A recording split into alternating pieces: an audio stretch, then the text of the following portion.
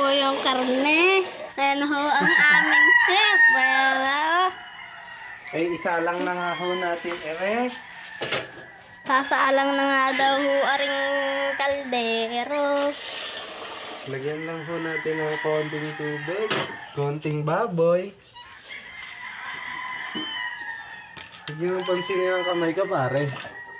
Bakit, pare? Tuot mo sa akin yung camera, pare. Bakit, pare? So, lagyan natin ng asin, pare. Asin.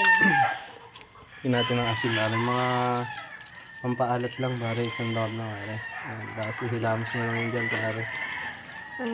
Guys, tingnan nyo, kinakamay na.